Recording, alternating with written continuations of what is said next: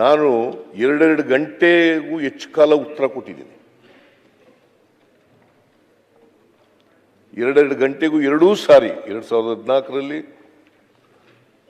2017ರಲ್ಲಿ ದೀರ್ಘವಾಗಿ ಉತ್ತರ ಕೊಟ್ಟಿದ್ದೀನಿ. ಮಾಧುಸ್ವಾಮಿ ಅವರಿಗೆ ಯಾಕೆ ಕೊಡ್ಲಿಲ್ಲ ಹೇಳಿ? ಆಮೇಲೆ ಅದು ಒಂದೇ ಸಾರಿ ಇಡೀ 3 ವರ್ಷ 10 ತಿಂಗಳಲ್ಲಿ ಅದು ಒಂದೇ ಸಾರಿ ಚರ್ಚೆ ಆಗಿರೋದು 2022ರಲ್ಲಿ. ಒಂದೇ ನಿಮಿಷ ಮಿಸ್ಟರ್ ಅರವಿಂದ್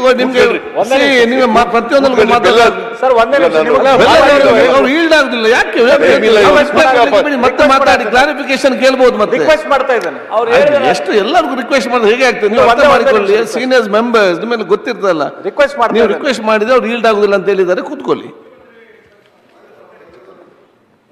ಸರ್. ನಮ್ಮ ಮಧುಸ್ವಾಮಿ ಅವರು ಕೇವಲ 54 ಶಬ್ದದ ಉತ್ತರ ಕೊಟ್ಟು ನಮಗೆಲ್ಲರಿಗೂ ಕಡಿಮೆ ಉತ್ತರ ಕೊಟ್ಟಾರಂತೆ ಮುಖ್ಯಮಂತ್ರಿಗಳು ಏನು ಹೇಳಿದ್ದಾರೆ ಅದನ್ನು ನಾನು ಒಪ್ತೇನೆ.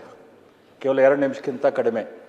ಆದರೆ ಅದರ ನಂತರ ನಮ್ಮ ಆಗಿನ ಮುಖ್ಯಮಂತ್ರಿಗಳಾದ ಬಸವರಾಜ ಬೊಮ್ಮಾಯಿ ಅವರು ತಮ್ಮ 23-24ರ ಬಜೆಟ್ದಲ್ಲಿ ಕಿತ್ತೂರು ಕರ್ನಾಟಕ ಅಭಿವೃದ್ಧಿ ಪ್ರಾಧಿಕಾರ ರಚನೆ ಮಾಡುವಂಥ ಘೋಷಣೆ ಮಾಡಿದರು.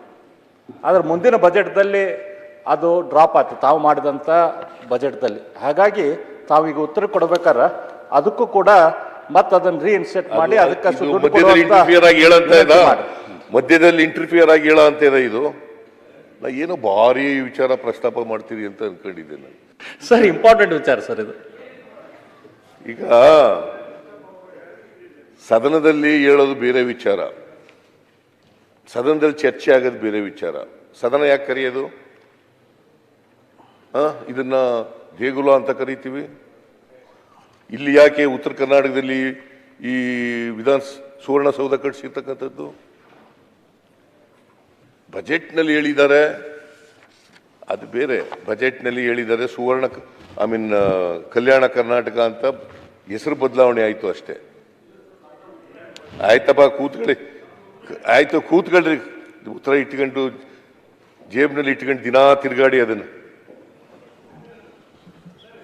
ಆಯ್ತು ಆಯ್ತು ಕೂತ್ಕೊಳ್ರಿ. ಆಯ್ತಲ್ಲ, ಉತ್ತರ ಕೊಟ್ಟಿದ್ದಾರೆ, ಉತ್ತರ ಬರ್ಲಿ. ಆಯ್ತು ಮಾನ್ಯ ಅಧ್ಯಕ್ಷರೇ, ನಾ ಇನ್ನೂ ಶುರುನೇ ಮಾಡಿಲ್ಲ, 5 ನಿಮಿಷನೂ ಆಗಿಲ್ಲ. ಏನಪ್ಪ ನೀನು ಅರವಿಂದ ಅದ್ರಾಗ ವಿನಂತಿ ಮಾಡ್ತಾ ಅದನ್ನ ಯಾಕೆ ಮಾಡಿ ಉತ್ತರ ಕೊಟ್ಬಿಡಿ ಸರ್. ನೀನು RSS ಇಂದ ತಯಾರಾಗಿದ್ದೀಯ ಅಂತ ಗೊತ್ತು ನನಗೆ. ಸುಮ್ಮನೆ ಇರು. ನಿಮ್ಮ ತಂದೆ ತಯಾರಾಗಿಲ್ಲ, ನೀನು ತಯಾರಾಗಿದ್ದೀಯ ಇರು. ಅದಕ್ಕೆ ಬರ್ತಾ ಇರೋದು ನಾಳೆ ಭಾಷಣ ಸಭೆಗೆ. ಮಾನ್ಯ ಅಧ್ಯಕ್ಷರೇ, ಇಲ್ಲಿ ಸದನದಲ್ಲಿ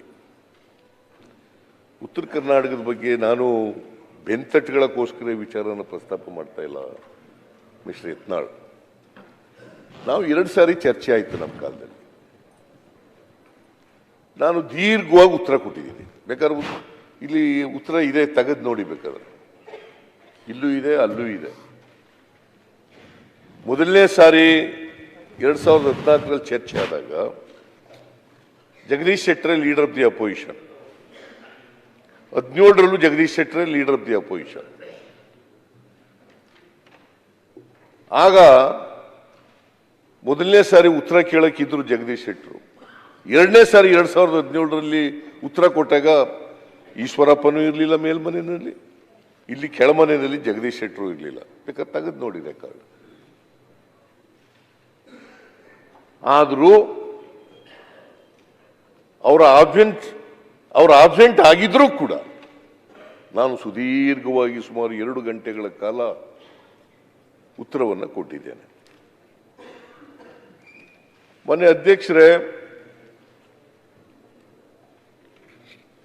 ಇದಕ್ಕೆ ಈ ತಾರತಮ್ಯ ಆಗಲಿಕ್ಕೆ ಸ್ವಲ್ಪ ಮಟ್ಟಿಗೆ ಐತಿಹಾಸಿಕವಾದಂಥ ಕಾರಣನೂ ಕೂಡ ಇದೆ. 1956 ನವೆಂಬರ್ 1ನೇ ತಾರೀಕಿನವರೆಗೆ ಇವೇ ನೀವು